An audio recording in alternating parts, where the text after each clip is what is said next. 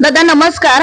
आज प्रचार सुरू आहे 5 दिवसांपासून. मतदारांचा कसा प्रतिसाद मिळतोय? नमस्कार. मतदारांचा प्रतिसाद असा आहे की बहुजन विकास आघाडी लोकनेते यतीन ठाकूरवर प्रेम करणारे कार्यकर्ते आहेत, तर खूप चांगला प्रतिसाद आहे आणि विजय हा बहुजन विकास आघाडीचा निश्चित आहे.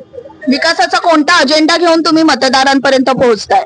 विकासाचा हाच अजेंडा की लोकनेते यतीन ठाकूरांच्या माध्यमातून जे आम्ही पाणी घरोघरी दिलं आणि या अगोदर म्हणजे आमची सत्ता असताना प्रशासकीय राजवटीच्या अगोदर जे आम्ही कामं केलेत विकासाची, रस्ते असो, गटर असो किंवा स्ट्रीट लाईट असो किंवा लोकांच्या ज्याही समस्या असतील त्या आम्ही पाठपुरावा करून पूर्ण केलेल्या आहेत.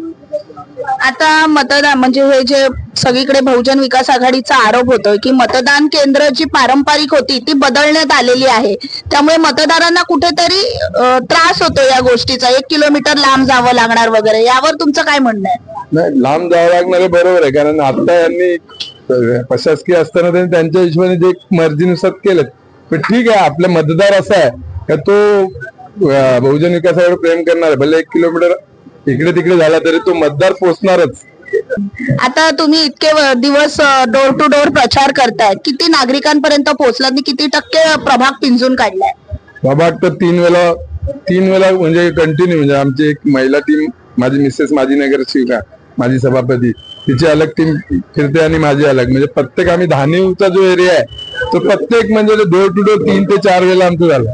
मतदारांना काय आवाहन कराल? मतदारांना आव्हान हेच करतो की लोकनेते यतीन ठाकूर आपण जी कामं केल्यात एवढ्या वर्षात ती लोकांना यापुढे पण तुम्हाला जर विकास हवा असेल तर बहुजन विकास आघाडीचा महापौर बसवा व सर्व नगरसेवक निवडून द्या. कारण आपण माहिती आहे, आप्पा एक वसई तालुका आप्पांवर प्रेम करणार खूप आहे आणि एक परिवार सारखं त्यांनी ठेवलेलं आहे. म्हणजे कधीच जातीवाद किंवा असं कुठल्याच जातीचा किंवा एक जातीला घेऊन नाही झालं. सर्व जाती समाज एकत्र घेऊन त्यांनी एवढी कामं केलेत तर लोक त्यांना विसरणार नाही.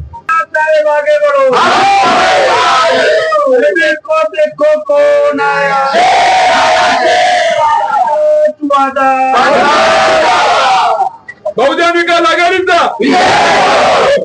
ठाकूरांचा, दादांचा, राजू पाटील साहेबांचा, बलिराम जाधव साहेबांचा, काशीदास दादांचा आणि महापौर राजू पाटलांचा, मॅडमचा.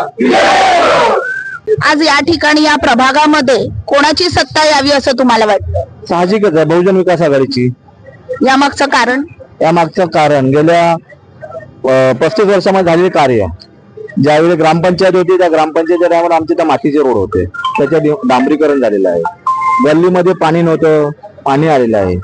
रोड गल्लीमध्ये नव्हता, रोड झालाय, गटर झाले, स्ट्रीट लाईट झालेले आहेत. या सर्व सुविधा बहुजन विकास आघाडीने दिलेल्या आहेत, म्हणून बहुजन विकास आघाडीचीच सत्ता येणार. आता मागील 5-5.5 वर्षांपासून प्रशासकीय राजवट होती, अशा परिस्थितीमध्ये या प्रभागामध्ये पंकजदादांनी काय कामं केली आणि काय मदतीला धावून आली?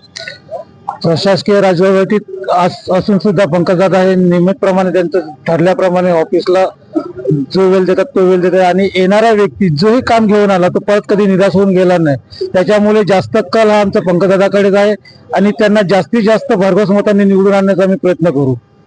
या प्रभागामध्ये विद्यार्थी असू दे किंवा महिलांना ज्या काही योजना असू दे त्यासाठी पंकजदादा कसे अग्रेसर असतात? खूपच चांगला प्रश्न विचारलात.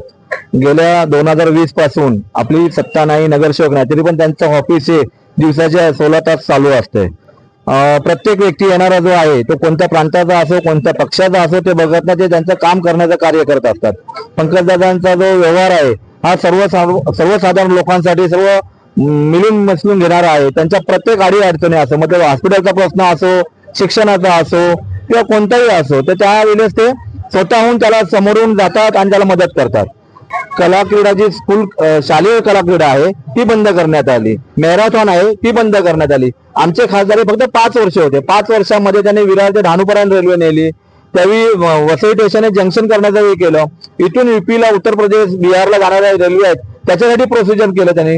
हे सर्व कार्य केलेलं आहे बहुजन विकास आघाडीच्या माध्यमातून केलेलं आहे. आप्पा लोकनेते आप्पांच्या मार्गदर्शनाखाली केलेलं आहे, क्षितिजदादा यांच्या मार्गदर्शनाखाली केलेलं आहे. एवढा मोठा कोविड काळ होता, त्या कोविड काळामध्ये प्रत्येक म्हणजे मुलगा, आई किंवा एक दुसरा हात नव्हते लावू शकत. त्या काळामध्ये पंकजदादा या ऑफिसमध्ये बसून आपली सर्व लोकांना सेवा देत होते. मग ते अन्नधान्याच्या असो आरोग्याचे असो हे सर्व धान्याचे हे इथून या ऑफिस मधून चालायचं. स्वतः त्यांच्या आई बोलायला लागल्या की जाऊ नको, परंतु ते पाठच्या रस्त्याने येऊन लोकांची सेवा करत होते. असे आमचे पंकज दादा आहेत.